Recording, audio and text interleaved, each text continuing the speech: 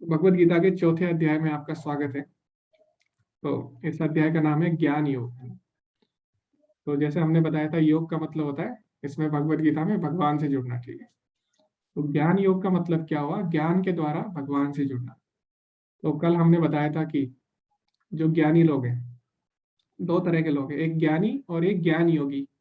तो ज्ञानी कौन है? जो अपनी अपनी बुद्धि का चिंतन करते हैं, अपनी अपने बल पे जो समझना चाहते हैं, ठीक है, चीजों को, उन्हें ज्ञानी बोलते हैं। और ज्ञान योगी कौन है, वो हम इस अध्याय में देखेंगे कि ज्ञान योग क्या है, किस तरह हम जो हमारा ज्ञान है उसको हम भगवान से जोड़ सकते हैं, या फिर वो कौन सा ज्ञान है जो हमें भगवान से जोड़ता है और किस तरह उस ज्ञान को प्राप्त किया जाता है। तो ये हम इस अध्याय में पढ़ने वाले हैं। तो हमें देखना है कि ज्ञानी और ज्ञान योगी में अंतर है। ठीक है, तो जो ज्ञानी लोग होते हैं, जो अपने मानसिक चिंतन से चीजों को समझना चाहते हैं, उनको बहुत जन्म लग जाते हैं भगवान को समझने में। बहुनाम जन्मनामन्ते ज्ञानवान माम प्रपद्यते, तो भगवान ऐसा बोलते हैं। लेकिन ज्ञान योगी क्या है? ज्ञान योगी शास्त्रों में जो विधि दी है, जो अभी भगवत गीता में जो भगवान विधि बताएंगे, उस विधि द्वारा भगवान को समझते हैं। ठीक है, वो अपने मानसिक चिंतन द्वारा भगवान को नहीं समझना चाहते। तो उसकी प्रक्रिया क्या है वो हम इस अध्याय में समझेंगे। तो आगे बढ़ते हैं। तो स्टार्ट करते हैं। श्री भगवान उवाच इमं विवस्वते योगं प्रोक्तावानहम् अव्ययम् विवस्वान् मनु वै प्राह मनुरिच्छवा कवै अब्रवीत्। तो भगवत गीता के चौथे अध्याय का पहला श्लोक है। तो भगवान बोल रहे हैं, श्री कृष्ण ने कहा, मैंने इस अमर योग विद्या का उपदेश सूर्य देव विवस्वान को दिया और विवस्वान ने मनुष्यों के पिता मनु को उपदेश दिया और मनु ने इसका उपदेश इक्ष्वाकु को दिया।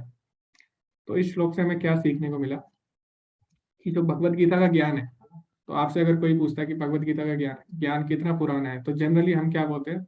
सामान्यतः हम बोलते हैं कि ये 5000 वर्ष पुराना है। ठीक है, लेकिन यहाँ पे भगवान बताते हैं कि भगवत गीता का जो ज्ञान है वो 5000 वर्ष पुराना नहीं है केवल। तो ये मैंने कब दिया था? सूर्यदेव विवस्वान को दिया था और विवस्वान ने मनु को दिया। तो जो अभी जो मनु है करेंटली, तो उसका नाम है वैवस्वत मनु। और मनु ने किसको दिया? इक्ष्वाकु को। इक्ष्वाकु कौन है? जिसमें जिसमें राम जी ने अवतार लिया था, जिस वंश में, इक्ष्वाकु वंश है। ठीक है, तो ये जो भगवत गीता का ज्ञान है, ये आज का नहीं है, ये बहुत प्राचीन है। तो अभी हम आगे कैलकुलेट करने वाले हैं कि ये कितना प्राचीन है। ठीक, तो आज हम थोड़ी सी मैथमेटिक्स भी करेंगे, है ना, थोड़ी सी गणित भी हम करने वाले हैं। तो अगले श्लोक की ओर बढ़ते हैं। तो अगला श्लोक क्या कहता है? एवं परंपरा प्राप्ति मिमम राजऋषो विदु सकाले नेह महता योगो नष्टः परंतपा। तो इस प्रकार यह परम विज्ञान गुरु परंपरा द्वारा प्राप्त किया गया और राज ऋषियों ने इसी विधि से इसे समझा, किंतु कालक्रम में यह परंपरा छिन्न हो गई, अतः यह विज्ञान यथारूप में लुप्त हो गया। तो इस श्लोक से हमें क्या सीखने को मिला कि ये जो भगवत गीता का ज्ञान है, ये कैसे आता है? एवं परंपरा प्राप्ति। ठीक है, तो ये ज्ञान कैसे आता है? परंपरा में आता है। ठीक है, तो हमें ये ज्ञान कैसे लेना है? भगवत गीता का परंपरा के माध्यम से लेना है। और आगे जाके अगर जब परंपरा नष्ट हो जाती है, तो ये ज्ञान भी नष्ट हो जाता है। लोग अपनी तरफ से इसमें कुछ ना कुछ जोड़ देते हैं, तो इस तरह ये ज्ञान नष्ट हो जाता है। तो आज भी भगवत गीता की ऐसी अनेक कॉपियां मौजूद है, जिनमें लोगों ने अपनी तरफ से कमेंट्री लिखी है, जो लोग परंपरा में नहीं आते। तो उसको अगर आप पढ़ोगे तो उसको पढ़ के आपको अच्छा तो लगेगा, लेकिन आप अपने दैनिक जीवन में उसको उतार नहीं पाओगे। ठीक है, तो इसीलिए हमें जो भगवत गीता का ज्ञान है वो परंपरा में जो है, ठीक है, प्रमाणिक गुरु से लेना है। तो आगे हम देखेंगे कि चार प्रमाणिक परंपराएं या चार प्रमाणिक संप्रदाय कौन सी है, उनके बारे में आज आज हम विस्तार से पढ़ेंगे। ठीक है, ठीक है। अब तीसरा जो श्लोक है इसमें, वो क्या बताता है? तो तीसरे श्लोक में बोलते हैं भगवान, स एवायम मया ते योगः प्रोक्ता पुरातनः भक्तो असि में सखा चेति रहस्यम येतदुत्तमम्।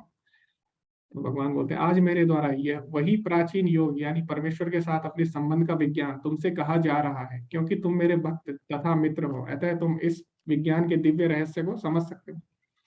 तो इस श्लोक में क्या बता रहे हैं भगवान की अगर हमें भगवत गीता समझनी है तो उसकी योग्यता क्या है? उसकी योग्यता है भक्तो असी में सखा चेती। तो भगवान बोल रहे हैं, तुम अर्जुन, क्योंकि तुम मेरे भक्त हो, है ना, और मेरे साथ कैसे जुड़े हो? साख्य रस में जुड़े हो। तो इससे हमें ये सीखने को मिलता है कि अगर हमें भगवत गीता समझनी है तो हमारे मन में भगवान के प्रति श्रद्धा होनी चाहिए, जैसे अर्जुन की है ना। तो ये बताता है भगवत गीता समझने की योग्यता क्या है, ये श्लोक हमें ये बताता है, ठीक है। तो जिनके मन में श्रद्धा नहीं है भगवान के प्रति, वो भगवत गीता के ज्ञान को बिल्कुल भी समझ नहीं पाते। तो आगे हम बढ़ते हैं। ओके, तो मैंने बताया था हम आगे बताने वाले कि चार प्रमाणिक संप्रदाय कौन सी। तो पद्म पुराण में दिया है चार, कलयुग में जो चार जो प्रमाणिक संप्रदाय है वो कौन सी होगी, और उनके जो प्रमुख आचार्य हैं वो कौन से होंगे, ठीक है। तो हमको जो भगवत गीता का ज्ञान है, शास्त्रों का ज्ञान है, वो इन चार प्रमाणिक संप्रदायों से हमें लेना चाहिए। तो कल किसी ने पूछा था ना, कल एक माता जी ने भी पूछा था कि गुरु को कैसे चुने, है ना। तो मैंने यही बताया था कि जो संप्रदाय में आता है, चार प्रमाणिक संप्रदाय में आता है, उनको हमें चुनना चाहिए। तो इससे पहले कि हम ये जाने कि चार प्रमाणिक संप्रदाय कौन सी है ना, गुरु क्या है, तो सबसे पहले हमें ये अ, समझना होगा कि गुरु की आवश्यकता ही क्यों आखिर है। तो ऐसा क्यों है, क्या हम खुद से अपने मानसिक चिंतन से हम क्यों नहीं पहुंच सकते भगवान तक, क्यों हमें लाखों करोड़ों वर्ष लग जाते हैं। तो इसका एक कारण है। तो शास्त्रों में जो हमारा जो ज्ञान है, मनुष्य का जो ज्ञान है, उसमें चार तरह के दोष पाए जाते हैं। तो शास्त्रों में चार तरह के दोष बताए गए हैं मनुष्य के, जो मनुष्य को शुद्ध ज्ञान लेने से रोकते हैं, ठीक है। तो पहला दोष क्या है, पहला दोष है गलती करना, है ना। तो हम सबको पता है कि हम लोग कभी कभी क्या कर देते हैं, कुछ ज्ञान प्राप्त करने में गलती कर सकते हैं। तो ये हमें शुद्ध ज्ञान से रोकता है, पहला गलती करना, ठीक है। दूसरा क्या है, धोखा खाना। तो जो हमारी इंद्रियां है वो धोखा खा जाती है कभी कभी। जैसे आपने देखा होगा ना, एक मृग तृष्णा जिसको बोलते हैं, रेगिस्तान में जो होता है, मिराज बोलते हैं उसको इंग्लिश में। तो उसमें हमें कभी कभी लगता है कि यहाँ पे पानी है ना, गर्मी में, लेकिन पानी नहीं होता। तो इस तरह हमारी इंद्रिया क्या होती है, धोखा खा जाती है, ठीक है। तो ये जो दूसरा दोष है, ये भी हमें शुद्ध ज्ञान से रोकता है, ठीक है, हमारी इंद्रियों का धोखा खा लेना। तो आपने इल्यूजन भी देखे होंगे बहुत सारे इंटरनेट में, है ना। तो किस तरह हमारी आंखें चकरा जाती है ना। तो ये है, ठीक है। हाँ, अब तीसरा जो दोष है हमारी इंद्रियों में, वो क्या है, हमारी इंद्रियां अपूर्ण है ना। तो मुझे हाँ, आप मुझे छत तालाब जाना है। मेरी मम्मी का बार बार कॉल आ रहा है। ठीक है, आप जा सकते हैं, ठीक है, आप जा सकते हैं। हाँ ठीक है, आप जा सकते हैं, ठीक है। तो तीसरा जो तीसरा जो तीसरा जो दोष है ना, जो हमें शुद्ध ज्ञान से रोकता है, वो क्या है, हमारी इंद्रिय अपूर्ण है। तो जिन लोगों ने विज्ञान पढ़ा होगा तो हमें पता है हमारी हर इंद्रिय की एक लिमिट है ना। तो हमारी कान की भी एक पर्टिकुलर फ्रीक्वेंसी है ना, एक पर्टिकुलर आवृत्ति है ध्वनि की, उसी के अंदर हम सुन सकते हैं ना। और हमारी जो आंखें हैं वो एक पर्टिकुलर तरंग दैर्ध्य की, जो वेवलेंथ की लाइट उसी को देख सकती है ना। तो हमारी इंद्रियां अपूर्ण है ना, इनकी एक रेंज है, ठीक है। तो इस तरह हमारी हमारी इंद्रियों से हम शुद्ध ज्ञान नहीं ले सकते कभी भी, है ना। बहुत बहुत हमें प्रयत्न करना पड़ेगा, ठीक, शुद्ध ज्ञान तक पहुंचने के लिए। तो ये तीसरा दोष हुआ। अब चौथा दोष क्या है, चौथा दोष है धोखा देना, यानी चीटिंग टेंडेंसी। तो हमारी प्रवृत्ति क्या है, हम कभी कभी धोखा भी दे देते हैं ना। तो मनुष्य धोखा भी दे सकता है, ठीक है। तो जैसे कि बहुत सारे वैज्ञानिक भी करते हैं ना, तो वो क्या करते हैं, गलत गलत रिसर्च कभी कभी, है ना, अपने नाम के लिए गलत गलत रिसर्च कुछ ऐसा छाप देते हैं, और बाद में पता लगता है कि वो तो झूठ था, ठीक है। तो ऐसा होता है। तो इस तरह जो चार ये दोष हैं, इससे क्या होता है, शुद्ध ज्ञान प्राप्त करने में ये बाधा डालते हैं हमारी, ठीक है। अब जो शास्त्र है, वो क्योंकि भगवान की वाणी है, इसीलिए उसमें कोई दोष नहीं है, ठीक है। क्योंकि भगवान परफेक्ट है, तो इसीलिए जो उनकी जो वाणी है, ठीक है, उन्होंने जो बोला है वो भी परफेक्ट है, ठीक है। तो इसीलिए शास्त्रों में ये चार तरह के दोष नहीं पाए जाते, ठीक है। तो एक बार किसी ने पूछा था प्रभुपाद जी से कि प्रभुपाद, ये जो वेद है ये भी तो इंसान ने लिखे हैं, तो हम क्यों उस पर भरोसा करें। तो प्रभुपाद जी ने बोला, ये इंसान ने लिखे, लेकिन वो तुम्हारे जैसा मूर्ख नहीं था वो इंसान, ठीक है। तो हमें ये बात समझनी होगी कि वेद साक्षात भगवान की वाणी है, इसीलिए उनमें चार तरह के दोष नहीं पाए जाते, ठीक है। तो जैसे कि मैं आपको उदाहरण देता हूँ, ठीक है। तो भौतिक ज्ञान जो है उसमें, वो हमें शुद्ध ज्ञान, भौतिक ज्ञान जो है, जैसे कि आपको मैं उदाहरण दूं, एटॉमिक मॉडल है ना, आपने पढ़ा होगा परमाणु का मॉडल। तो उसमें पहले रदरफोर्ड मॉडल आया, ठीक है। उसने बोला कि इलेक्ट्रॉन ऐसे धंसे होते हैं ना एटम में। उसके बाद नील बोहर आया, तो उसने बोला कि इलेक्ट्रॉन घूमते हैं, ठीक है, चारों ओर। उसके बाद अभी जो मॉडर्न थ्योरी जो हम पढ़ते हैं एटम की, परमाणु की, उसमें श्रोडिंगर हम मॉडल पढ़ते हैं, तो उसमें बताते हैं कि इलेक्ट्रॉन तो कई जगह रह सकता है एक टाइम पे, है ना, प्रायिकता यानी प्रोबेबिलिटी से हम पता लगा सकते हैं, ठीक है। तो इस तरह भौतिक ज्ञान क्या है, वो शुद्ध ज्ञान लेने में हमें बहुत टाइम लग जाता है ना, तो इसमें ही कितने वर्ष लग गए हैं। तो ये सिद्ध करने में कि लाइट जो प्रकाश है वो पार्टिकल भी है और वेव भी है ना, तरंग भी है और द्रव भी है ना, पार्ट कण भी है, ठीक है। इसमें ही 500 साल लग गए थे, है ना।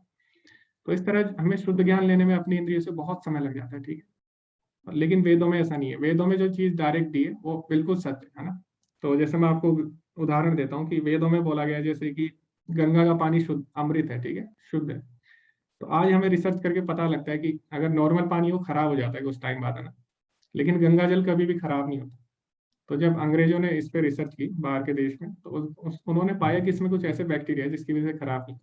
तो यही चीज वेदों में पहले से ही लिखी थी डायरेक्ट, है ना, कि जो गंगा का जल है वो नॉर्मल पानी जैसा नहीं है, ठीक है। तो इसीलिए वेदों का ज्ञान पूर्ण है और हमें उस पर पूर्ण श्रद्धा होनी चाहिए, ठीक है। तो अब गुरु क्या करता है, गुरु क्या करता है कि जो वेदों का ज्ञान है, ठीक है, ये कैसा आ रहा है परंपरा में। तो तो परंपरा में जब ज्ञान आता है तो एज इट इज आता है, यथारूप, ठीक है। तो एक ने दूसरे को बताया, है ना, उसने अपने शिष्य को यथारूप बताया, फिर उसने अपने शिष्य को यथारूप बताया। तो वही ज्ञान यथारूप हम तक आता है। इसीलिए हमें क्या करना चाहिए, गुरु की शरण में जाना चाहिए। तो जो जो प्रामाणिक संप्रदाय में गुरु आता है वो हमें ज्ञान यथारूप देता है ना। तो इसीलिए प्रभुपाद जी की जो कमेंट्री है भगवद गीता के, उस पे उसका नाम है भगवद गीता यथारूप। क्यों? क्योंकि प्रभुपाद जी ने क्या किया, जो हमारे पूर्ववर्ती आचार्य हैं ना, उनका जो संदेश है उसको ज्यों का त्यों हमारे तक पहुंचाया, ठीक है। इसीलिए उसका नाम है भगवद गीता यथारूप। तो हमें भी जो भी हम ज्ञान ले रहे हैं ना, वैदिक ज्ञान ले रहे हैं, वो कहाँ से आना चाहिए, परंपरा में आना चाहिए, ठीक है। तो ये महत्व है गुरु का और परंपरा का, है ना। तो आगे हम बढ़ते हैं, चार जो संप्रदाय हैं जो पद्म पुराण में बताए हैं वो कौन से हैं, ठीक है। तो सबसे पहले कृष्ण ने जो ज्ञान दिया चार लोगों को दिया है, तो उसी से चार संप्रदाय बने। तो भगवान, ठीक है, तो इसमें पहले किसको दिया, ब्रह्मा को। तो ये कहलाता है ब्रह्म संप्रदाय, ठीक है। और इसमें जो प्रमुख आचार्य है वो है मध्वाचार्य। तो जो प्रभुपाद जी हैं वो भी इसी संप्रदाय में आते हैं।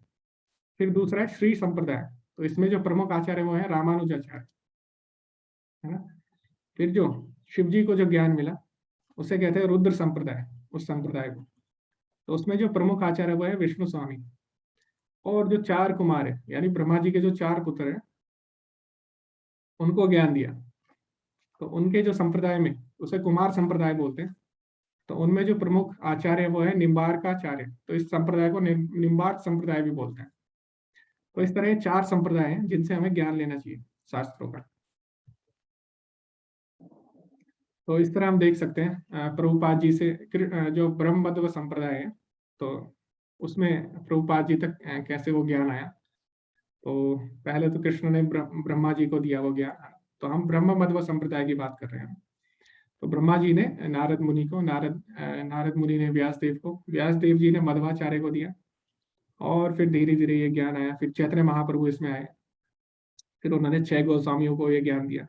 फिर धीरे धीरे अगर हम आते हैं नीचे, तो उसके बाद भक्ति विनोद ठाकुर हमारे प्रमुख आचार्य रहे। फिर गौर किशोर दास बाबा जी महाराज। फिर भक्ति सिद्धांत सरस्वती ठाकुर जो कि प्रभुपाद जी के गुरु थे, तो उसके बाद प्रभुपाद जी, ठीक है। तो इसी तरह हमें क्या करना चाहिए, गुरु शिष्य परंपरा में ही ये ज्ञान लेना चाहिए भगवद गीता का। तो आगे बढ़ते हैं। अब मैंने आपको बताया था ना आज हम थोड़ी सी गणित करने वाले हैं, ठीक है। तो हम देखेंगे भगवद गीता कब कब धरती पे आई, कब कब इसको बोला गया। तो कुछ लोग बोलते हैं कि भगवद गीता अगर इतनी ही महत्वपूर्ण है तो भगवान ने इसको द्वापर युग से पहले क्यों नहीं बोला। तो उनके लिए आंसर है, ठीक है, भगवान ने इसे द्वापर युग से पहले भी बोला है। तो भगवान ने कब कब बोला है इसको, तो ये हम आज कैलकुलेट करेंगे। तो इससे पहले हम थोड़ा बहुत जान लेते हैं कि समय की जो इकाई है वो कैसे है, ठीक है, वेदों में। तो सबसे पहले जो कलयुग है, कलयुग की कलयुग का जो समय है वो 4,32,000 है, ठीक है। तो इसको आप एक्स मान लीजिए, ठीक है। तो जैसे गणित में करते हैं ना, क्योंकि हम इसी के आधार पे अब सारी कैलकुलेशन करेंगे। तो कलयुग के समय को आप एक्स मान लीजिए, ठीक है, 4,32,000। अब जो द्वापर का समय है वो कलयुग से डबल होता है, तो इसको आप कितना मान लीजिए, 2x, है ना। और जो त्रेता युग का समय होता है कलयुग से 3 गुना होता है, तो इसको आप 3x मान लीजिए। और जो सतयुग का समय है वो होता है 4 गुना कलयुग, तो 4x मान लीजिए, ठीक है। तो इस तरह अगर आप टोटल करेंगे तो कितना हो गया, 10x आ गया ना, 4 और 3 7 और 2 9 और 1 10 है ना। तो 10x मिलके कितना बनाता है, एक एक चतुर्युग बनाता है, जिसको एक दिव्य वर्ष भी बोलते हैं, यानी 1 डिवाइन ईयर है ना, 1 डिवाइन ईयर बोलते हैं इसको, ठीक है। तो इसको अगर आप टोटल करेंगे 10x होगा ना, एक चतुर्युग। अब क्या होता है, ऐसे ऐसे 71 जो चतुर्युग होते हैं, यानी 71 जो दिव्य युग होते हैं, उससे मिलके एक मनवांतर बनता है, ठीक है। तो 71 दिव्य युग से एक मनवांतर बनेगा, और ऐसे 14 मनवांतर से एक कल्प बनता है ना। तो एक कल्प क्या होता है, ब्रह्मा जी का एक दिन का समय होता है, और 2 कल्प मिला के ब्रह्मा जी की दिन और रात होती है ना। तो यानी ब्रह्मा जी का एक दिन कितना हुआ टोटल, 2 कल्प के बराबर होता है, ठीक है। इतना हम समझ गए, ठीक है। अब हम आगे कैलकुलेशन करेंगे कि, तो हम देखते हैं सबसे पहले भागवतम में आता है कि सबसे पहले भगवान ने, जो ये भगवत गीता का ज्ञान है, सबसे पहले ब्रह्मा जी को दिया था सृष्टि के आदि में। तो हम देखते हैं पहले तो ये कितना पुराना है। तो ब्रह्मा जी को अभी कितने साल हो गए, 50 साल हो चुके हैं ब्रह्मा जी को, ठीक है। तो अगर हम कैलकुलेट करें, तो मैंने बताया था ना, इसको आप x मान लीजिएगा, 4,32,000 को। तो एक चतुर्युग कितना हुआ, 10x के बराबर है ना। और जो आप कैलकुलेशन करोगे अगर, तो हजार हजार दिव्य युग के बराबर एक कल्प होता है, ठीक है। तो 1000 से आप गुणा कर दोगे तो एक कल्प हो जाएगा, और एक कल्प हो जाएगा, और उसकी 2 से गुणा कर दो। मैंने बताया था ना, दिन प्लस रात, ब्रह्मा जी की दो कल्प में एक दिन और उनका रात होता है। तो एक दिन कितना हुआ उनका, 2 कल्प के बराबर, तो 2 से गुणा कर दो। और फिर अगर आपको निकालना है साल में, अगर निकालना है तो 360 है ना, 360 दिन का हम एक वर्ष अगर माने। और कितने हो चुके हैं ब्रह्मा जी को, 50 साल हो चुके हैं, ठीक है। तो टोटल अगर आप कैलकुलेशन करोगे तो ये आएगा 155.52 ट्रिलियन, इतना आता है, ठीक है। अब आगे हम देखते हैं, 6 मनवांतर बीत चुके हैं। तो अभी ये जो मनवांतर ये जो अभी मनु चल रहा है, 7वां मनु, ठीक है। तो 6 मनवांतर अभी जा चुके हैं। तो अगर आप मैंने बताया था ना, टोटल कितने होते हैं एक कल्प में, आप 10x मान लीजिए ना, 4,32,000 गुणा 10, और एक कल्प कल्प में 1000 दिव्य युग होते हैं, तो आप 1000 से गुणा कर दीजिए। तो अगर आप 14 से डिवाइड कर दोगे तो एक एक मनवांतर का समय आ जाएगा, क्योंकि एक कल्प में कितने होते हैं, 14 मनवांतर होते हैं, ठीक है। और अगर आप उसकी 6 से गुणा कर दोगे फिर, तो 6 मनवांतर हो जाएंगे। तो 6 मनवांतर का समय कितना आता है, आप गुणा करके देखोगे तो 1851.4285 इतने मिलियन ईयर्स, इतना मिलियन वर्ष आता है, ठीक है।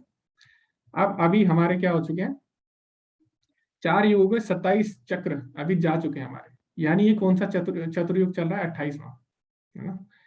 तो इस तरह मैंने बताया था ना, एक जो चतुर्युग होता है उसका 10x होता है, ठीक है, समय। तो 10 इंटू 4,32,000, ठीक है। तो ये 27 हमारे जा चुके हैं, तो आज 27 से गुणा करोगे तो इतना आएगा, 116.64 मिलियन ही, ठीक है। और अभी उसमें से हमें पता है सत्य, त्रेता और द्वापर युग भी बीत चुके हैं, है ना। तो अभी हम कलयुग में हैं, ठीक है। तो अगर आप, मैंने बताया था द्वापर 2x होता है, और त्रेता 3x होता है, और सत्युग होता है 4x। तो जब आप इनको टोटल करोगे तो 9x आएगा, ठीक है। 9 गुणा 4,32,000, तो ये कितना हो जाएगा टोटल, 3.888 मिलियन ईयर्स, इतना हो जाएगा।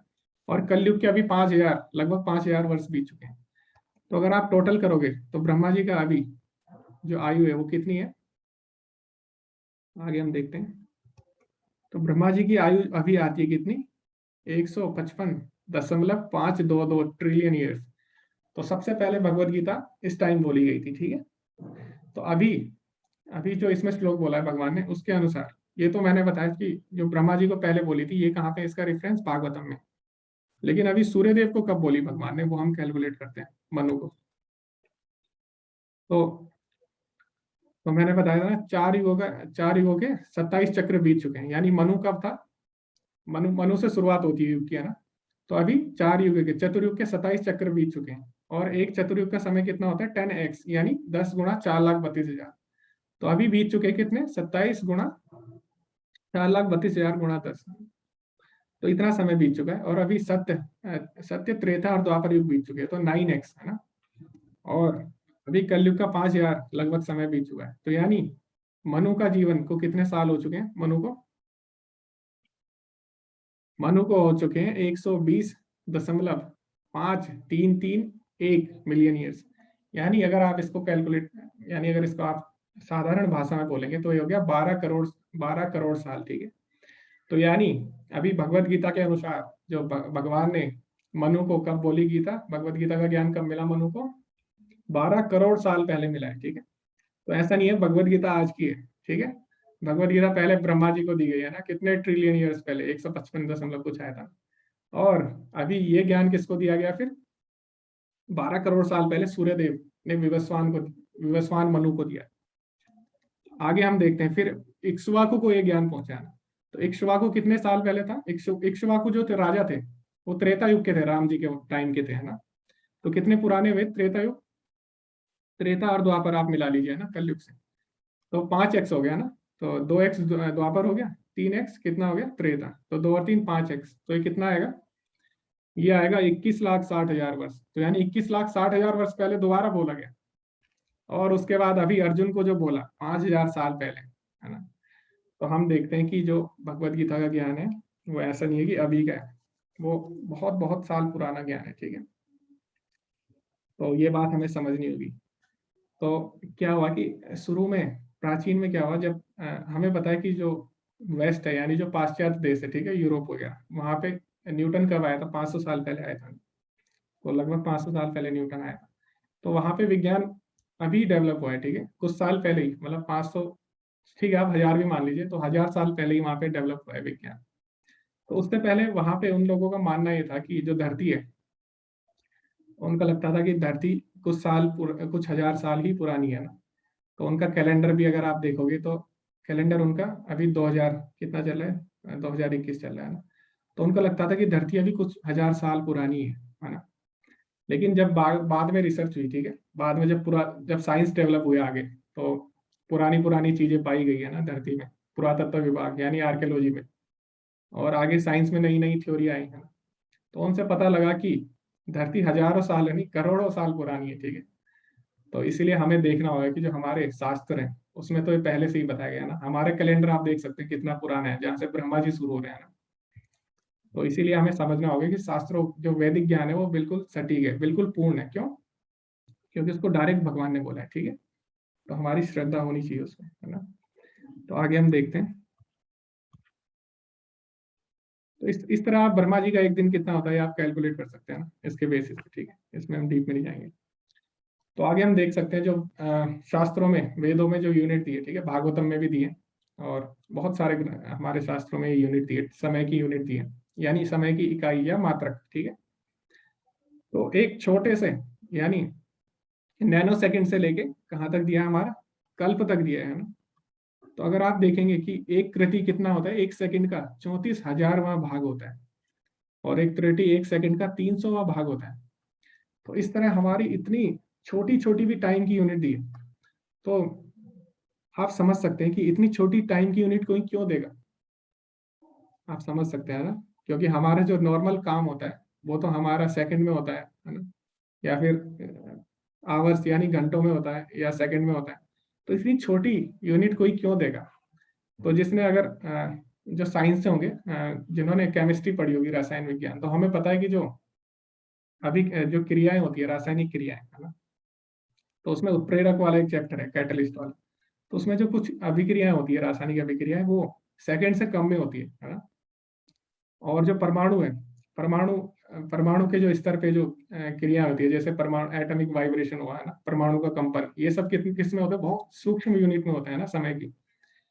तो आप अब समझ सकते हैं, ठीक है, इतनी छोटी इकाई क्यों देगा कोई। तो हमारे वेदों में अगर इतनी छोटी इकाई है, यानी आप समझ सकते हैं कि क्या उन लोगों को ये चीज पता थी, इतनी छोटी यूनिट तभी तो देंगे ना, क्योंकि इतनी छोटी अगर लेवल पे कोई काम हो रहा है तो उनको यानी इसके बारे में पता होगा।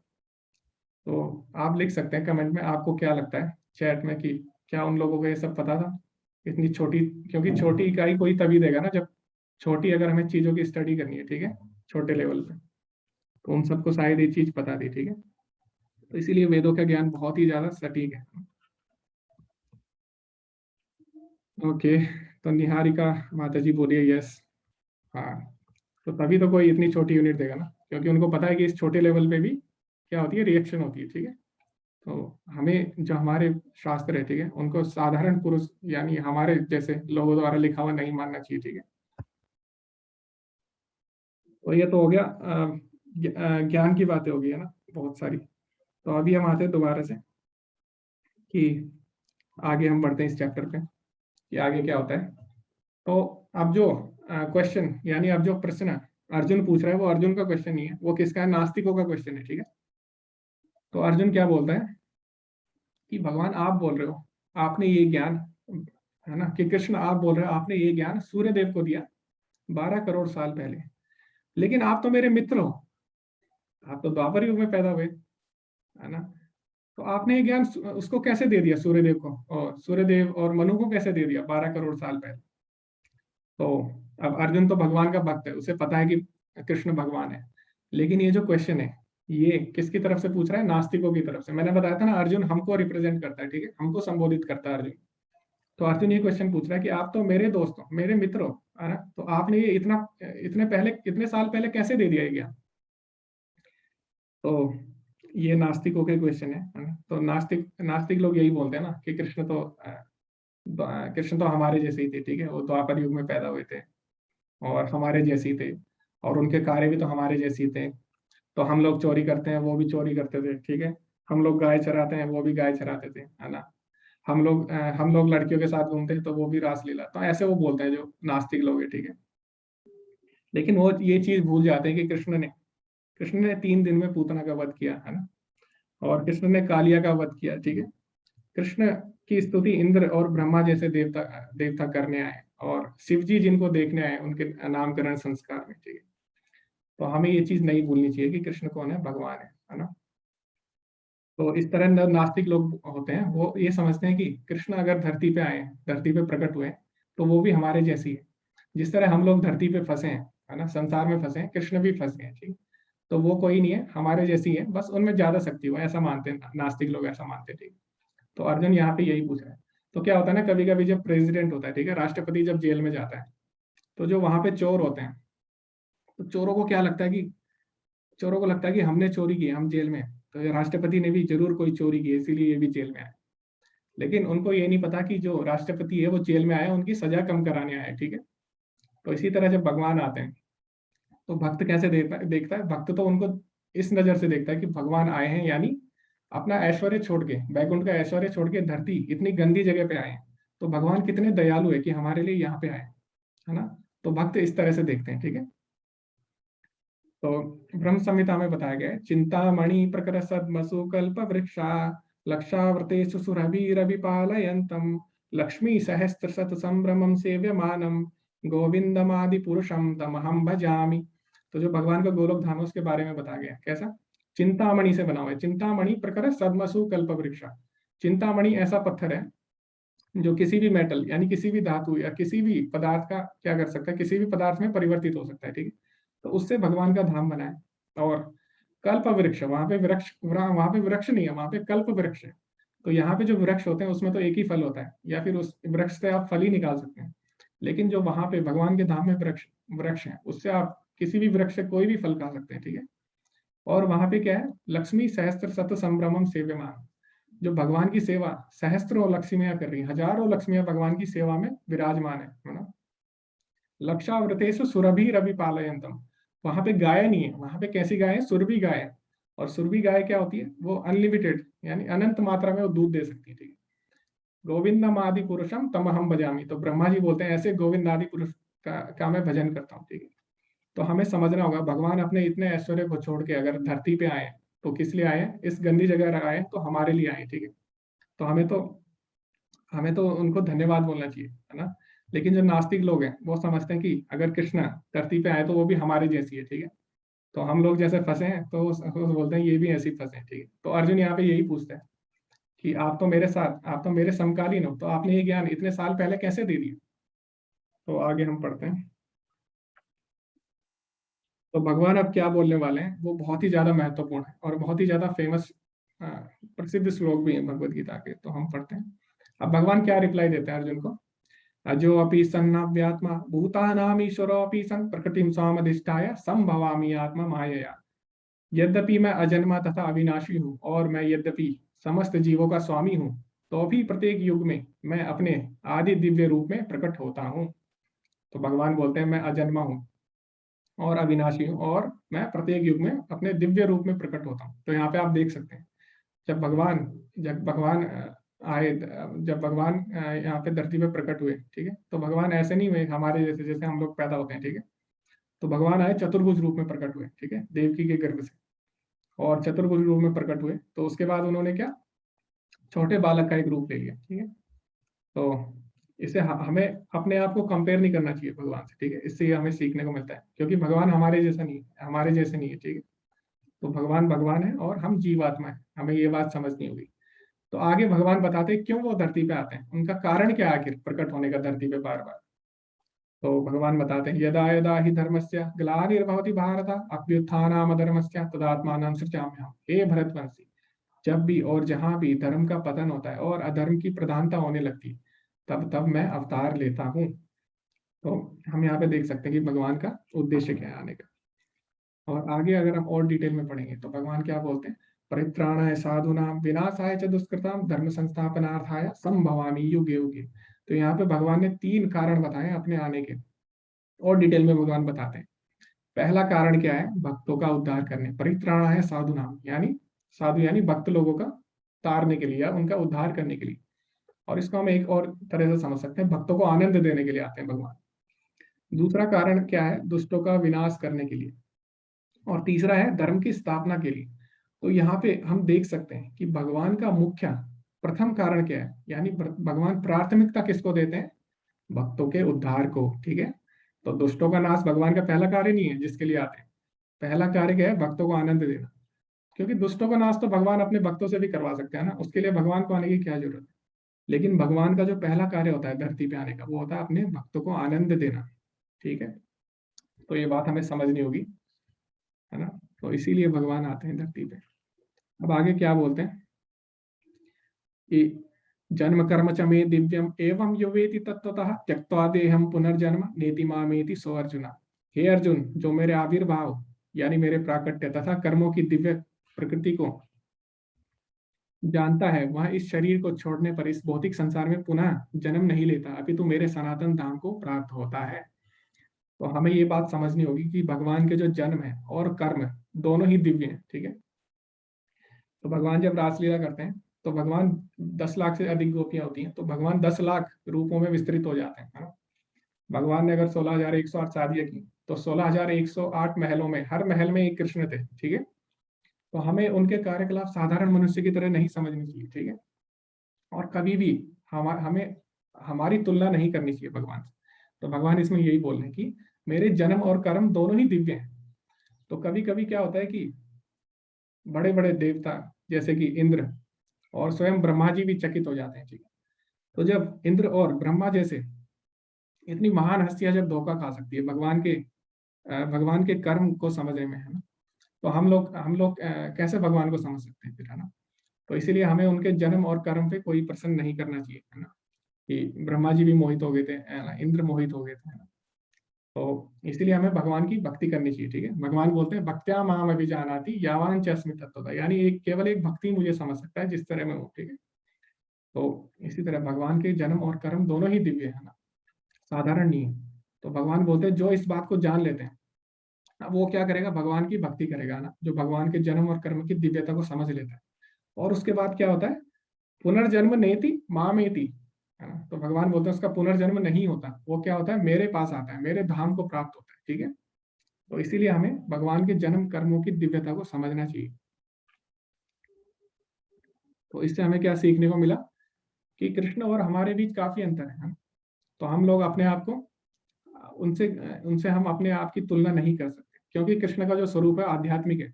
कृष्ण डायरेक्ट प्रकट होते हैं, ठीक है। तो उनके शरीर पे कर्म का प्रभाव नहीं पड़ता।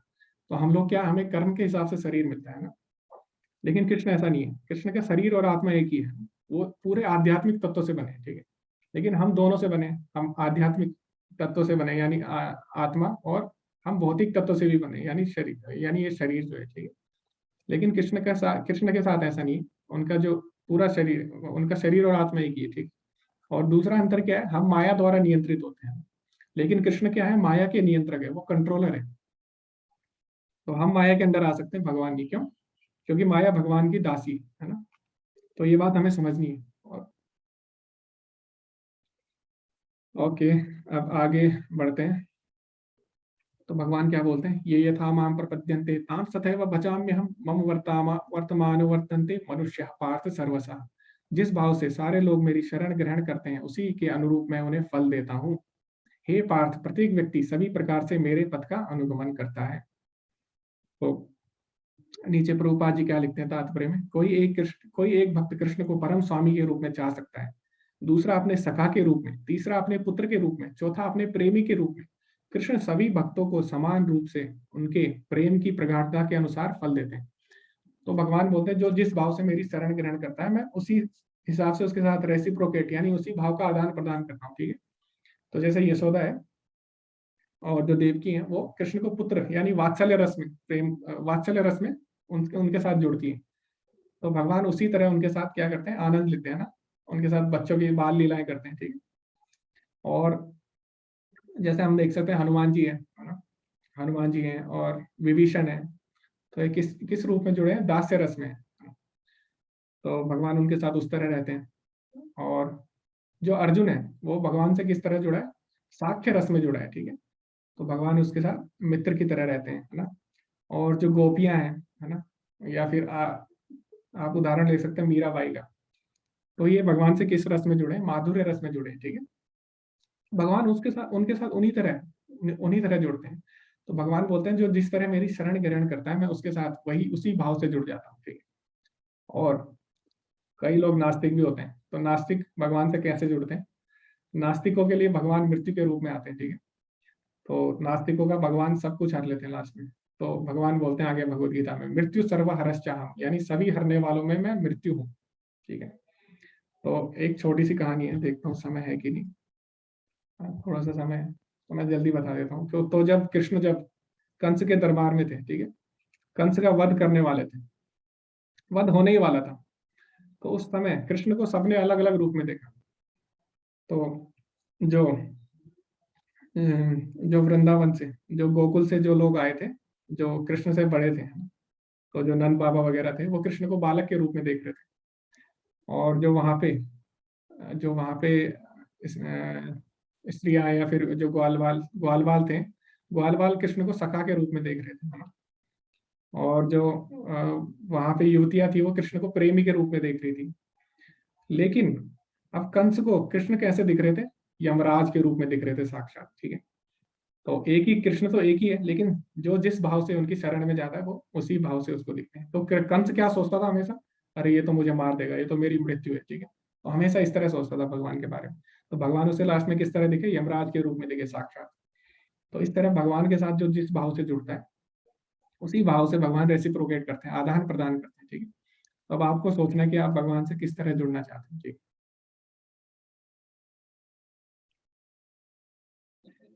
अब भगवान आगे क्या बोलते हैं, लेकिन कुछ लोग भगवान की शरण में नहीं जाते, फिर भी इतना सब कुछ होने के बाद भी ऐसा होता है कि कुछ लोग भगवान के पास नहीं जाते। तो भगवान क्या बोलते हैं, कांता कर्मणा सिद्धि यजन्ते ये देवता क्षिप्रम ही मानुषे लोके सिद्धिर भवति कर्मजा।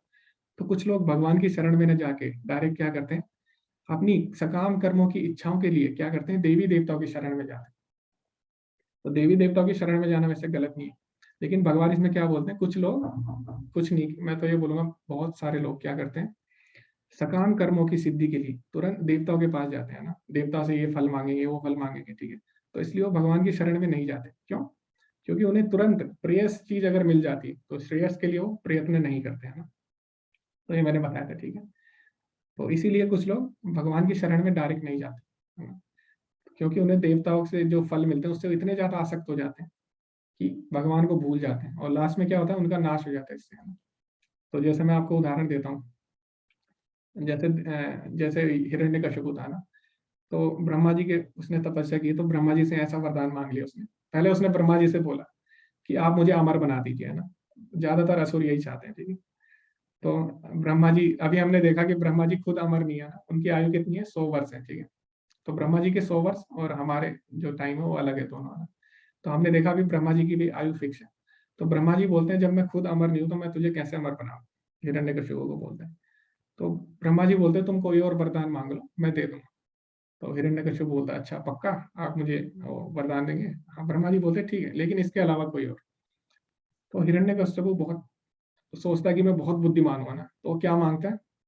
बोलता है ना मैं धरती पे मरूं, ना आकाश में मरूं, ना घर के अंदर मरूं, ना बाहर मरूं, ना देवता मुझे मारे, ना कोई मनुष्य मारे, है ना कोई जानवर मारे, ना मुझे अस्त्र मारे, ना शस्त्र मारे।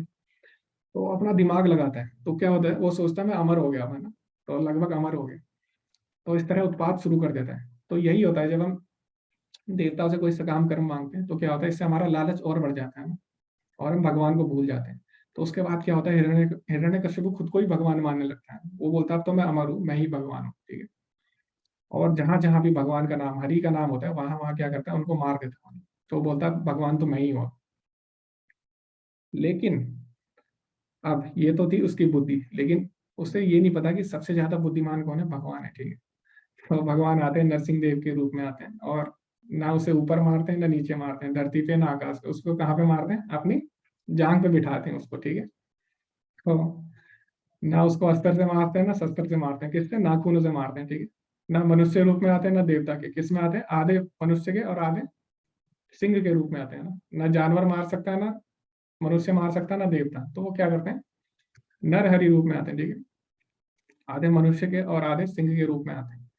तो इस तरह हमें देखना चाहिए कि भगवान सबसे ज्यादा बुद्धिमान है, वो हमें जो देंगे सोच समझ के देते हैं, ठीक है। तो हमें जबरदस्ती किसी सकाम इच्छाओं से देवी देवता के पास, हमें देवी देवता के पास अगर जाना है तो उनकी भक्ति मांगनी चाहिए, ठीक है। हमें शुद्ध भक्ति के लिए जाना चाहिए, है ना। तो यही इसमें भगवान बताते हैं। तो आगे प्रभुपाद जी क्या बोलते हैं, इस जगत के देवताओं के विषय में भ्रांत धारणा और विद्वता का दंभ करने वाले अल्पज्ञ मनुष्य इन देवताओं को परमेश्वर के विभिन्न रूप मान बैठते हैं। तो जो देवता है वो भगवान के क्या है, सेवक है, ठीक है, भगवान के अंश है। तो जिस तरह डिपार्टमेंट होता है ना, जिस तरह क्या है कि जैसे हमारे जो सरकार है, ठीक है, उसमें प्रधानमंत्री है ना, फिर अलग अलग डिपार्टमेंट है ना, उसी तरह देवी देवता भी है, सबको अलग अलग डिपार्टमेंट मिले हैं, ठीक है। तो हमें कुछ लोग प्रभुपाद जी कह रहे हैं, कुछ लोग इन्हीं को ईश्वर का रूप मान बैठते हैं। तो भारत में यही होता है ना, हम सबको भगवान बोल देते हैं ना, तो ऐसा नहीं है, ठीक है। वस्तुतः ये देवता ईश्वर के विभिन्न रूप नहीं होते, किंतु ये ईश्वर के विभिन्न अंश है ना? ईश्वर तो एक है किंतु अंश अनेक है। ईश्वर एक है, ईश्वर परमः कृष्ण सच्चिदानंद विग्रह। तो ये ब्रह्म संहिता से कोट किया प्रभुपाद जी।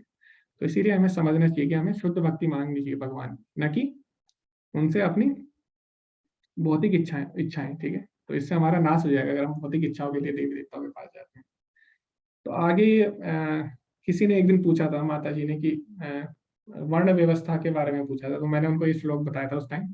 तो यही श्लोक है चौथे अध्याय का 13वां।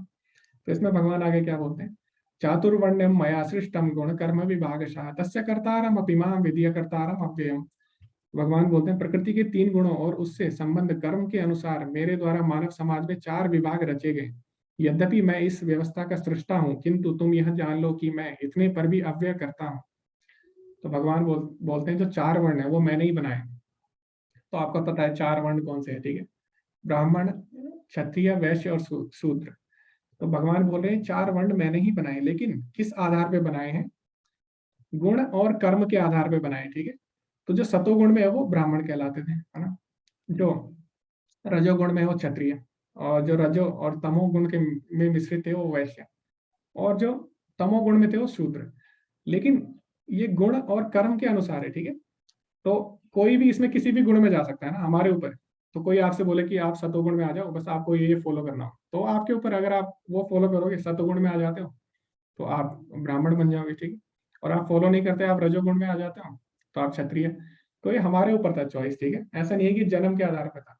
तो यहाँ पे भगवान ने कहीं ये नहीं बोला कि चातुर्वर्ण्यम माया सृष्टम जन्म कर्म विभाग से, भगवान ने बोला गुण के आधार पर होता है ना। तो आज भी हम देखते हैं कि क्या होता है, जैसे एक ऑर्गेनाइजेशन है, ठीक है, कॉलेज मान लो, उसमें टीचर भी होते हैं उसमें, इंटेलेक्चुअल क्लास उनको बोलते हैं टीचर लोगों को, है ना। और उसमें गार्ड भी होते हैं, सिक्योरिटी क्लास भी होती है, ठीक है, उसमें मैनेजमेंट भी होते हैं, है ना, मैनेजमेंट होता है ना? और उसमें पियोन वगैरह सब होते हैं, ठीक है। तो ऐसा नहीं है कि अब किसके आधार पे है, वो उनकी योग्यता के आधार पे है ना। तो ऐसा नहीं है कि वो जन्म के आधार पे है। इसी तरह ये 4 वर्ण का जो सिस्टम था, ये उनके गुण और कर्म के आधार पर था, ठीक है, ये ऐसे जन्म के आधार पर नहीं था। तो भगवान यही बोलते हैं। तो भगवान बोलते हैं लेकिन मैं इन सबसे ऊपर हूँ, ठीक है, मैं इसमें से किसी में नहीं आता। तो इसी तरह जो भगवान के भक्त हैं यानी जो वैष्णव बन जाते हैं वो भी 4 गुणों से ऊपर उठ जाते हैं, ठीक है। तो आगे भगवान क्या बोलते हैं, नमाम कर्माणि लिम्पन्ति न मे कर्म फला स्पृहा इति माम यो विजानाति कर्मभिनाशा बध्यते। तो भगवान बोलते हैं मुझ पर किसी कर्म का प्रभाव नहीं पड़ता, ना ही मैं कर्म फल की कामना करता हूँ। जो मेरे संबंध में इस सत्य को जानता है वह कभी भी कर्मों के पास में नहीं बनता। तो भगवान बोलते हैं कि मैं कभी भी कर्म से प्रभावित नहीं होता और मेरे पे कर्म का कोई प्रभाव नहीं पड़ता। तो ये बात हमें समझनी होगी, ठीक है। तो कई लोग बोलते हैं ना उसने भगवान को श्राप दे दिया था इसीलिए भगवान ने ऐसा, भगवान के साथ ऐसा हुआ। नहीं, यहाँ पे भगवान साफ साफ बोलते हैं मुझ पे किसी भी कर्म का प्रभाव नहीं पड़ता। हाँ, भगवान कुछ लीलाएं कर सकते हैं अपने भक्तों को आनंद देने के लिए, लेकिन हमें ये नहीं समझना चाहिए कि अरे भगवान को भी श्राप मिल गया है ना, ऐसा नहीं है, ठीक है। तो भगवान पे किसी भी कर्म का प्रभाव नहीं पड़ता, भगवान कर्म फल से ऊपर है, भगवान यही बोलते हैं। और भगवान बोलते हैं इतिमाम यो भी जाना थी, जो इस बात को समझता है उस पे भी वो भी कर्म बंधन से मुक्त हो जाता है। यानी अब जो ये बात समझ लेगा वो भगवान की भक्ति करेगा, और भगवान का भक्त क्या होगा वो भी कर्म बंधन से मुक्त हो जाता है। तो भगवान इसमें ये बताना चाहते हैं, ठीक है। तो आगे भगवान बोलते हैं प्राचीन काल में समस्त मुक्त आत्माओं ने मेरी दिव्य प्रकृति को जान के ही कर्म किया, अतः तुम्हें चाहिए कि उनके पद चिन्हों का अनुसरण करते हुए अपने कर्तव्य का पालन करो। तो भगवान बोलते हैं जो महात्मा लोग हैं तुम भी उन्हीं का अनुसरण करो तो तुम भी मेरे को प्राप्त करोगे उन्हीं की तरह, है ना। तो कल भी भगवान ने एक श्लोक बोला था, यदि यद आचरति श्रेष्ठ, कि श्रेष्ठ लोग जैसा व्यवहार करते हैं वैसे ही बाकी लोग करते हैं ना।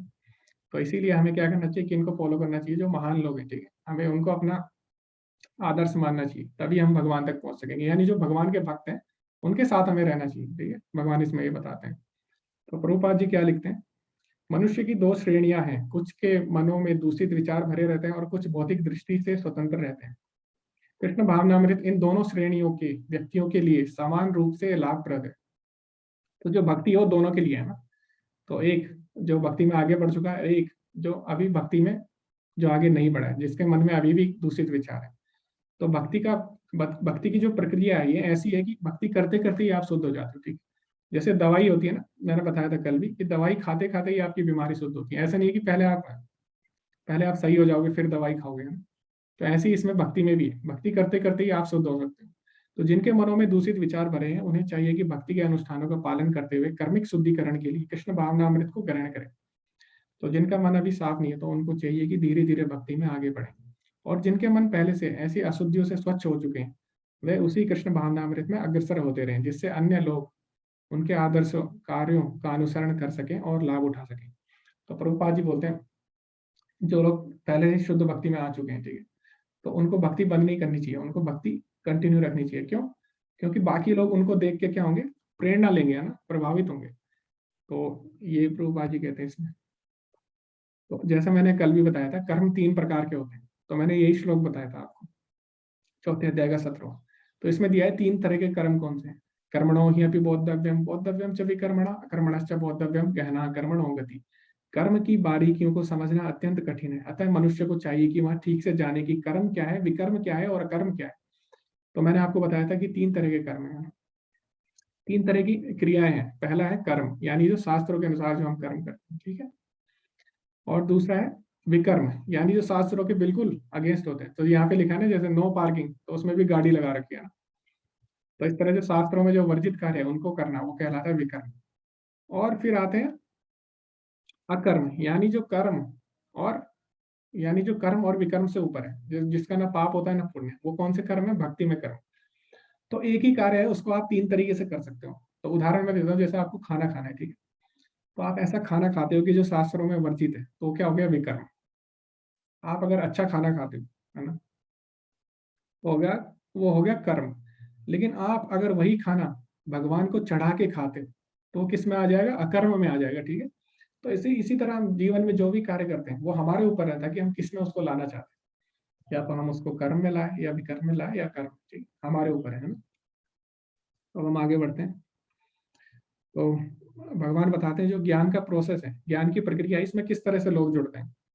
तो कठोर व्रत अंगीकार करके कुछ लोग अपनी संपत्ति का त्याग करके, कुछ कठिन तपस्या द्वारा, कुछ अष्टांग योग पद्धति के अभ्यास द्वारा अथवा दिव्य ज्ञान में उन्नति करने के लिए वेदों के अध्ययन द्वारा प्रबुद्ध बनते हैं। तो इस तरह अलग अलग तरह से लोग ज्ञान योग में जुड़ना चाहते हैं। हे कुरुश्रेष्ठ, जब यज्ञ के बिना मनुष्य इस लोक में या इस जीवन में ही सुखपूर्वक नहीं रह सकता, तो फिर अगले जन्म में कैसे रह सकेगा। तो भगवान बोलते हैं यज्ञ तो हमें करना ही होगा। ज्ञान में, ज्ञान के लिए भी हमें यज्ञ करना होता है, ठीक है। तो हमने बताया था ना, अलग अलग तरह के यज्ञ होते हैं, ठीक।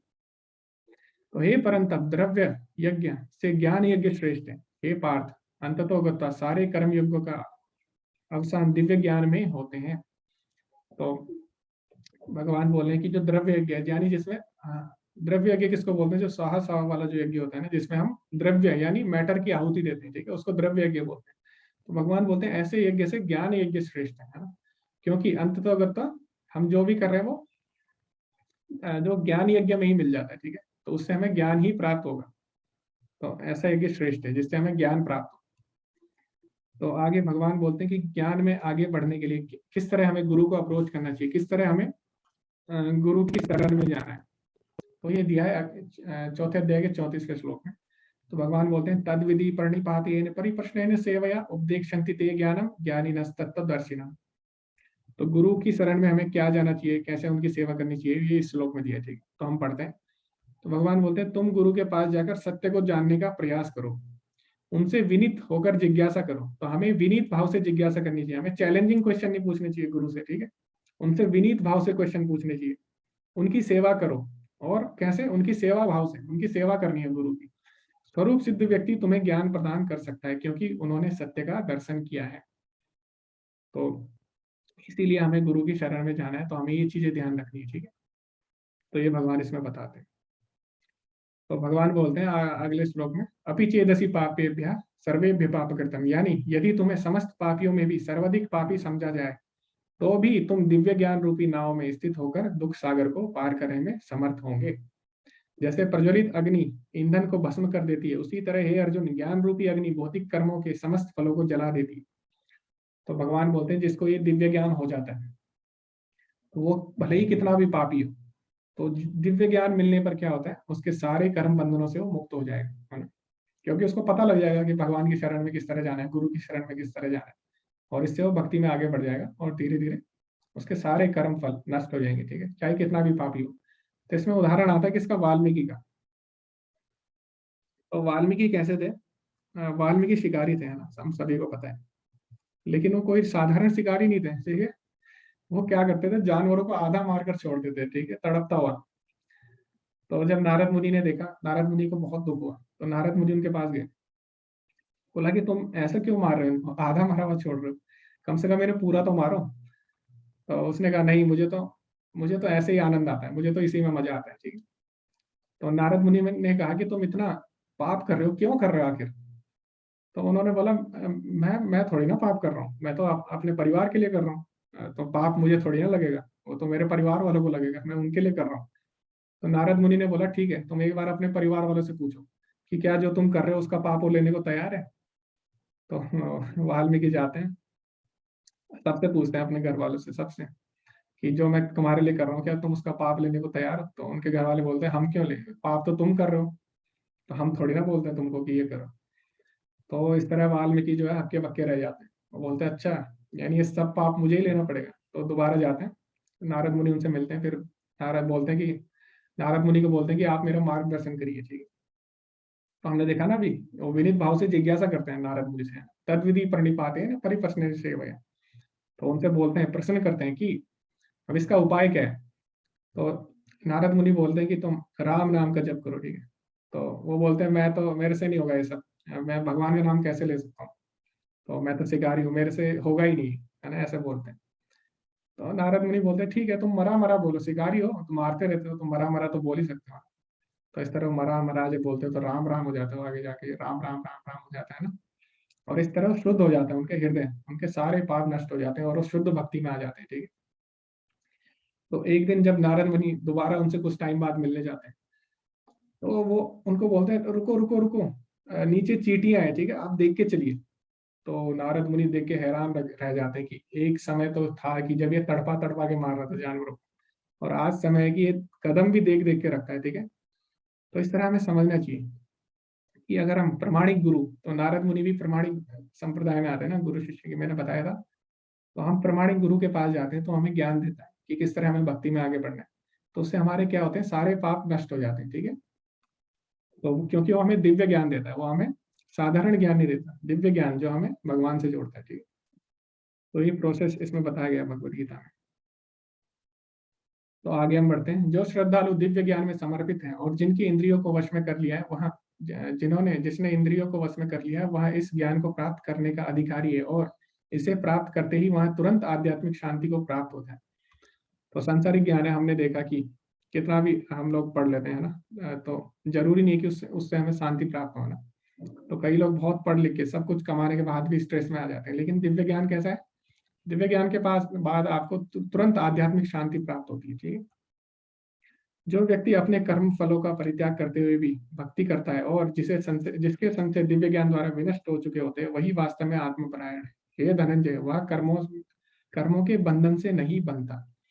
तो दिव्य ज्ञान जब हमें मिल जाता है तो हमें पता लगता है कि हमें पता लग जाता है कि कौन से कर्म हमें बांधने वाले, कौन से नहीं है। तो इसलिए हम उसको उस हिसाब से कर्म करते हैं, ठीक है। अतएव तुम्हारे हृदय में अज्ञान के कारण जो संशय उठे हैं, उन्हें ज्ञान रूपी शस्त्र से काट डालो। हे भारत, तुम योग से समन्वित होकर खड़े हो और युद्ध करो। तो भगवान बोले जो तुम्हारे मन में जो भी संशय है, जो भी डाउट्स है, उनको जो ज्ञान रूपी शस्त्र से काट डालो, है ना। तो इसीलिए दिव्य ज्ञान बहुत जरूरी है ना। तो भक्ति में भी ज्ञान की आवश्यकता है, ठीक है, वरना हमें पता कैसे लगेगा कि हम सही कर रहे हैं, सही कर रहे हैं या गलत कर रहे हैं, है ना। भगवान की सेवा किस तरह करनी है, उसके लिए तो ज्ञान जरूरी है, और उससे ही हमारे सारे डाउट दूर होते हैं, संशय दूर होते हैं, और भक्ति में हम और भी दृढ़ होते हैं, ठीक। तो भगवान यही बोले इसमें कि अपने संशय को काट डालो। तो प्रभुपाद जी अंत में क्या बोलते हैं, इसका जो सारांश है अध्याय का, इस अध्याय में जिस योग पद्धति का उपदेश हुआ है, वह सनातन योग कहलाता है। वह योग इस योग में दो तरह के यज्ञ कर्म किए जाते हैं, एक तो द्रव्य यज्ञ और दूसरा आत्मज्ञान है, आत्मज्ञान यज्ञ, जो विशुद्ध आध्यात्मिक कर्म है।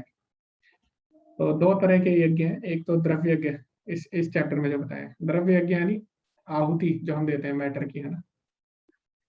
और दूसरा है आत्मज्ञान का यज्ञ, यानी अपने आप को जानना कि मैं शरीर नहीं हूं, मैं आत्मा हूं, है ना। इसके लिए जो हम यज्ञ करते हैं वो है आत्मज्ञान यज्ञ कहलाता है, ठीक है। इसके लिए जो हम प्रयास करते हैं, यदि आत्म साक्षात्कार के लिए द्रव्य यज्ञ नहीं किया जाता है तो ऐसा यज्ञ भौतिक बन जाता है। अब अगर हम कोई द्रव्य यज्ञ कर रहे हैं, ठीक है, अपनी अगर इंद्रिय तृप्ति के लिए अगर हम वो यज्ञ कर रहे हैं, तो वो भौतिक यज्ञ बन जाता है। किंतु जब कोई आध्यात्मिक उद्देश्य या भक्ति से ऐसा यज्ञ करता है तो वह पूर्ण यज्ञ होता है।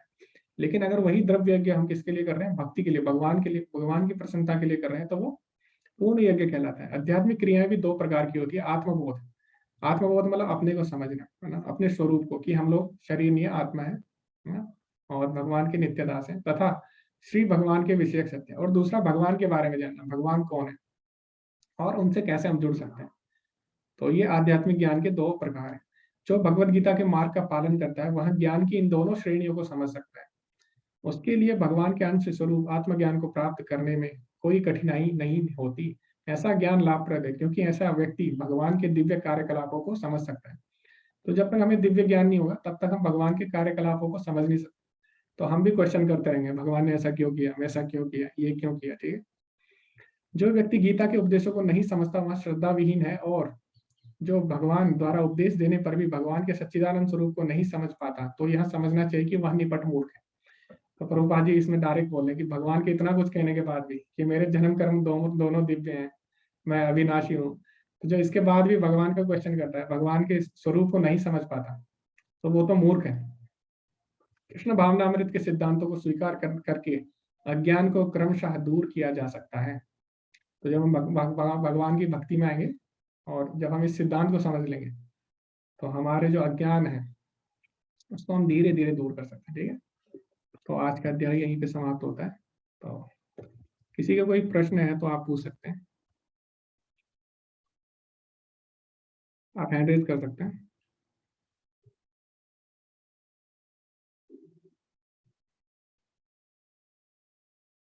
ओके, ठीक है। सबसे पहले मैं चैट में क्वेश्चन आया है, किसी ने बोला है कि उमेश प्रभु जी ने बोला है कि प्रभु जी भगवान तो कहते हैं कि बस जो भी करो प्रेम से करो, और अगर ज्ञान से करेंगे तो प्रेम से होगा क्या? उसमें तो सोच सोच के करेंगे ना। देखिए प्रेम भी आप सोच के ही कर सकते हैं ना, प्रेम के लिए भी ज्ञान जरूरी है, ठीक है। और ये कोई साधारण ज्ञान नहीं है, सांसारिक ज्ञान नहीं है, ये है दिव्य ज्ञान, यानी जिसमें हम भगवान को खुश करने के लिए हम ज्ञान लेते हैं कि भगवान को किस तरह हम खुश कर सकते हैं, ठीक है।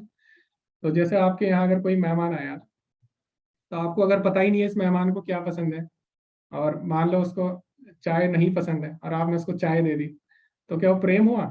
वो तो फिर जबरदस्ती टॉर्चर हो गया ना उसमें। तो इसीलिए अगर हम किसी को प्रेम भी करना है तो उसके लिए भी हमें ज्ञान की जरूरत है, ठीक है। और ये ज्ञान कोई साधारण ज्ञान नहीं है, ये दिव्य ज्ञान है, यानी भगवान को जानने वाला। ये हम भगवान के लिए तो कर रहे हैं, ये प्रेम ही है ना, किसी के बारे में जानना प्रेम ही तो है ना। तो इसीलिए ये दिव्य ज्ञान एक तरह से प्रेम ही है भगवान के लिए, ठीक है। इसको आप अलग मत समझिए, है ना। तो फिर सहजिया भक्ति हो जाएगी, ठीक है।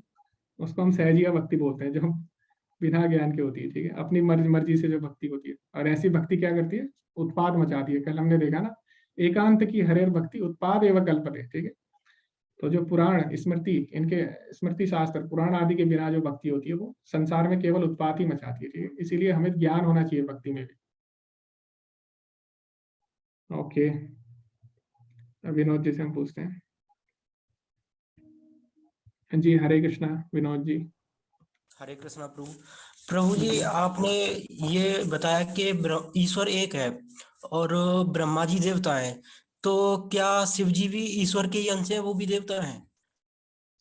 शिव जी महादेव है और शिव जी देवों में नहीं आते, ठीक है।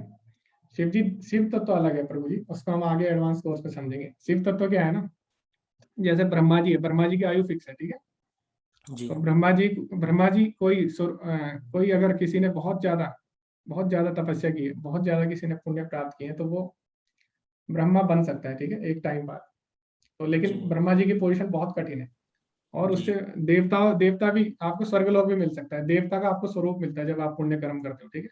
तो देवलोक में भी आप जा सकते हो पुण्य कर्म करके। लेकिन शिव जी कोई नहीं बन सकता, ठीक है। शिव तो बिल्कुल ही अलग है। ब्रह्मा तो कोई जीवात्मा, हाँ। ईश्वर तो एक ईश्वर है एक ना? है, ईश्वर एक है, तो लेकिन अपने आप को शिव ईश्वर विस्तृत कर सकते हैं। तो ब्रह्म संहिता में आता है ना, अद्वैतम अच्युतम अनादिम अनंत रूपम। ईश्वर अपने को अनादि अनंत रूप में प्रकट कर सकते हैं, ठीक है। तो जैसे मान लो हम है, आपको कोई काम करना है, तो आप क्या करोगे? आपको एक काम छोड़ के दूसरी जगह जाना पड़ेगा ना। लेकिन भगवान ऐसा नहीं करते। भगवान यहाँ अपने भक्तों के साथ है, वो नहीं चाहता कि मैं अपने भक्तों को छोड़ू, तो वो क्या करते हैं? एक और रूप में एक्सपेंड हो जाते हैं तुरंत, है ना, समझ सकते हो आप। तो ये भगवान कर सकते हैं, जैसे ब्रह्म विमोहन लीला हुई ना, तो ब्रह्मा जी ने क्या किया? ग्वाल वालों को उठा लिया। तो तो भगवान ने क्या किया? तुरंत एक्सपेंड कर दिया अपने को, है ना, अनेक ग्वाल वालों में। तो ये हम समझ सकते हैं, ठीक है, भगवान ऐसा कर सकते हैं, है ना। तो आगे शिव तत्व क्या है उसके बारे में हम डिटेल में पढ़ेंगे भागवतम में, ठीक है। तो शिव जी तत्व बहुत ही गहरा है, उसको हम ऐसे साधारण इतने कम समय में नहीं समझ सकते, ठीक है। तो बस आप इतना समझ लीजिए, शिव जी देवताओं से परे हैं, शिव जी कोई नहीं बन सकता, ठीक है। ओके, हरे कृष्णा। हरे कृष्ण। तो जैसे ब्रह्मा जी की आयु फिक्स है, ऐसा शिव जी के साथ नहीं है, ठीक है। शिव जी ही रहेंगे हमेशा। ओके, तो मोहित प्रभु जी हरे कृष्णा। हरे कृष्णा प्रभु जी। जी प्रभु जी मेरा एक प्रश्न था कि जी भगवान श्री कृष्ण क्या विष्णु जी के अंश हैं? जी जी, उनको हम अंश नहीं बोलते हैं, ठीक है। जितने भी विष्णु तत्व हैं, कोई भी अंश, हाँ, उनको हम स्व अंश बोलते हैं। और दो तरह के अंश है, ठीक है, स्व अंश और भिन्न अंश। तो जो जीवात्मा है वो भिन्न अंश है। स्व अंश मतलब होता है जो डायरेक्ट एक्सपेंशन है ना। तो भगवान जब अपने आप को अनेक रूपों में विस्तृत करते हैं, तो वो कहलाते हैं उनके स्व अंश, यानी उनमें सब में ही सेम क्षमता होती है, ठीक है। जैसे राम जी है ना, और कृष्ण है, तो नरसिंह नरसिंह देव है, वराह देव, तो ये भगवान के स्व अंश है। इन सब में उतनी ही क्षमता है जितनी एक में है। तो जैसे एक दिया होता है ना, तो दिए को, एक दिए से आप अनंत दिए बनाओगे, ठीक है, सभी दियों का प्रकाश सेम रहता है। तो इसी तरह इन सब में सेम शक्ति है, ठीक है, कोई भी ऊपर नीचे नहीं है ना। और विष्णु जो होते हैं, विष्णु एक नहीं है, ठीक है, आगे हम पढ़ेंगे। तो इसीलिए मैं बोल रहा हूँ आप सबर करिए थोड़ा इनको समझने के लिए। विष्णु तीन तरह के होते हैं, ठीक है। तो विष्णु, पहला जो विष्णु है उसको हम महाविष्णु बोलते हैं, जिससे ब्रह्मांड निकलते हैं, ठीक है। और हर ब्रह्मांड में एक विष्णु जाते हैं, जिसे गर्भोदक्षाई विष्णु बोलते हैं। तो हर ब्रह्मांड में अपने एक ब्रह्मा विष्णु महेश होते हैं, ठीक है। तो वो कौन से विष्णु है? गर्भोदक्षाई विष्णु। अब उसके बाद जब ब्रह्मा जी जीवात्मा को शरीर बनाते हैं तो हर शरीर में दोबारा से एक विष्णु जाते हैं, उनको बोलते हैं कारणोदक्षाई विष्णु, सॉरी, हाँ, उनको बोलते हैं क्षीरोदक्षाई विष्णु, ठीक है। तो इस तरह विष्णु भी 3 तरह के हैं, विष्णु त्रीणि रूपाणि।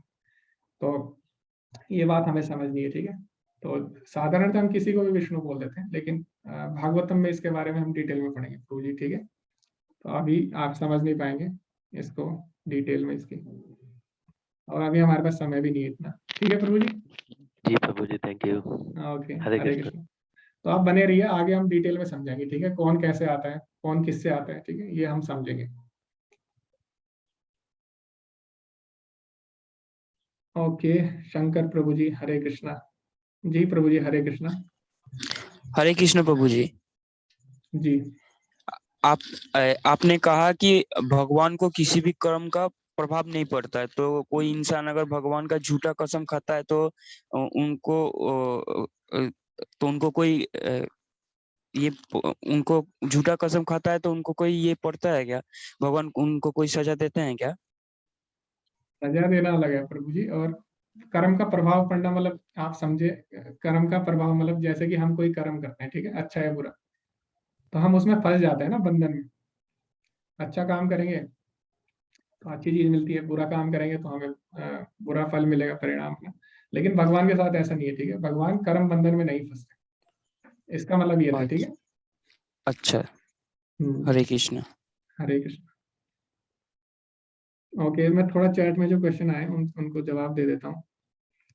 द्रव्य यज्ञ के बारे में एक्सप्लेन कर दीजिए। द्रव्य यज्ञ माता जी, द्रव्य मतलब होता है मैटर, है ना। एक द्रव होता है, द्रव मतलब होता है लिक्विड, द्रव्य मतलब होता है मैटर। तो मैटर यानी जो द्रव्य यज्ञ है उसमें हम क्या करते हैं, आपने देखा होगा घी डालते हैं, है ना, और तिल डालते हैं, है ना, और इस तरह है। तो ये हो गया जो मैटर यानी पदार्थ की आहुति देते हैं। तो जो स्वाहा स्वाहा वाला जो यज्ञ होता है उसको हम द्रव्य यज्ञ बोलते हैं, ठीक है। तो स्वाहा स्वाहा बोलूंगा तब आपको समझ में आ जाएगा। ओके, ये डिसाइड होता है क्या कि हमारी लाइफ में कौन आएगा?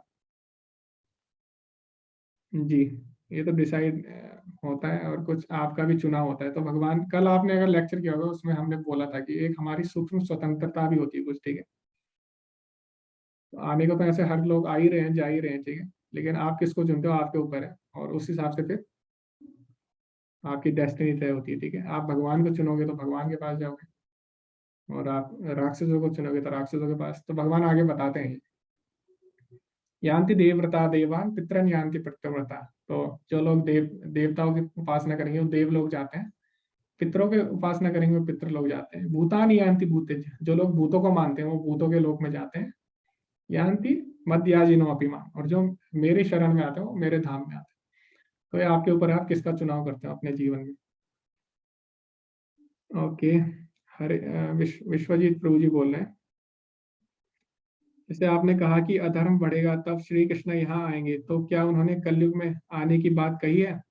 अगर आएंगे तो किस रूप में, ये कब, एनी डिटेल्स? हाँ, कलयुग में भगवान 2 बार आके चले भी जा चुके हैं, लेकिन हमको पता नहीं है, हम सो रहे हैं, ठीक है। तो भविष्यवाणी हुई थी, तो पहले तो बुद्ध के रूप में आए थे भगवान, है ना। उसके बाद आए थे चैतन्य महाप्रभु के रूप में भगवान आए थे, ठीक है। तो चैतन्य महाप्रभु के रूप में क्यों आए थे? क्योंकि हरि नाम का, कलयुग में भक्ति स्टार्ट करने के लिए, हरि नाम का प्रचार करने के लिए। तो वैसे तो 18 से ऊपर रेफरेंस है चैतन्य महाप्रभु की, लेकिन मैं आपको भागवतम से एक रेफरेंस दूंगा, उसमें भगवान बोलते हैं कृष्ण वर्णम तुषा कृष्णम संगोपांग शस्त्र पार्षदम, यानी जब मैं कलयुग में आऊंगा तो मेरा वर्ण कृष्ण नहीं होगा, यानी श्याम वर्ण नहीं होगा, है ना। तुषा वर्णम यानी मैं सोने की तरह चमकता हुआ वर्ण मेरा होगा, और मैं अपने सारे पार्षदों के साथ आऊंगा। और भगवान आके क्या बोलते हैं, यज्ञ संकीर्तन प्राय, मैं यज्ञ संकीर्तन का प्रचार करूंगा। संकीर्तन यज्ञ यानी हरे कृष्ण महामंत्र का प्रचार करूंगा। तो हमने देखा चैतन्य महाप्रभु अपने संगियों के साथ आए और उन्होंने हरे कृष्ण नाम का प्रचार किया, और उनका जो रूप था कैसा था, वो गोल्डन था, ठीक है। तो ये भविष्यवाणी हो गई थी पहले ही, और फिर उसमें भगवान बोलते हैं आगे, यज्ञ संकीर्तन प्राय यजंती सुमेधसा, यानी जो बहुत ही ज्यादा बुद्धिमान लोग होंगे वो कलयुग में क्या करेंगे, इस आंदोलन से जुड़ेंगे और भगवान के नाम का यज्ञ करेंगे, ठीक है, यानी संकीर्तन यज्ञ में जुड़ेंगे जो बुद्धिमान लोग होंगे, ठीक है। तो इसकी भविष्यवाणियां हैं बहुत सारी। तो भगवान 2 बार आगे चले भी जा चुके हैं, लेकिन हम लोगों को पता नहीं है। तीसरी बार कल की अवतार में भगवान आने वाले हैं, ठीक है। तो सब आपको भागवतम में मिल जाएगा पूरा रेफरेंस, और अन्य अन्य शास्त्रों में भी है, लेकिन भागवतम का मेरे को याद है थोड़ा थोड़ा। देवी आदि शक्ति ईश्वर से अलग होती है? नहीं, ईश्वर की शक्ति ईश्वर से कभी अलग नहीं हो सकती। मैंने बताया था ना आपको, जैसे सूरज है ना, सूरज होता है तो सूरज की किरण भी होती है उसके साथ, है ना। ऐसा नहीं है कि सूरज है और उसकी किरण नहीं है। तो अगर सूरज की किरण है तो सूरज भी होगा, अगर धुआं है तो आग भी कहीं होगी, है ना। इसी तरह क्या होता है कि जो भगवान की शक्ति हो भगवान से कभी अलग नहीं होती। तो भगवान शक्तिमान है, यानी जो शक्ति को धारण करते हैं। तो जो शक्ति को धारण करता है उससे शक्ति कैसे अलग हो सकती है? शक्ति तो छोड़िए, कोई भी अलग नहीं हो सकता, भगवान सबको ही धारण करते हैं, ठीक है। तो हमें लगता है कि हम भगवान से अलग हो चुके हैं, क्योंकि हमारे जो लेयर इतनी जम चुकी है ना, परत। तो इस वजह से हम अपने आप को दूर पाते हैं भगवान से। नॉनवेज खाने वालों को पाप नहीं लगता क्या? क्यों नहीं लगेगा प्रभु जी? अगर मैंने बताया ना 3 तरह के कर्म है, अकर्म, कर्म है और विकर्म है, ठीक है। तो जो अकर्म यानी जो सॉरी विकर्म करेगा यानी शास्त्रों के अगेंस्ट, तो उसको तो पाप लगेगा ही। लेकिन अभी क्या है, अभी ठीक है मैं किसी को बोलूंगा नहीं, लेकिन अभी आप ये करिए कि अभी क्योंकि हम इनिशियल स्टेज में हैं, प्रारंभिक अवस्था में, तो अभी आप 1 राउंड हरे कृष्ण महामंत्र जप करिए, ठीक है। तो धीरे धीरे सब अपने आप छूट जाएगा। तो हम अभी किसी को फोर्स नहीं कर सकते, है ना। तो अभी हम बस एक चीज कर सकते हैं कि हरे कृष्ण महामंत्र का जप करेंगे, धीरे धीरे सब अपने आप छूट जाएगा, ठीक है। ओके, अभिषेक प्रभु जी, हरे कृष्णा।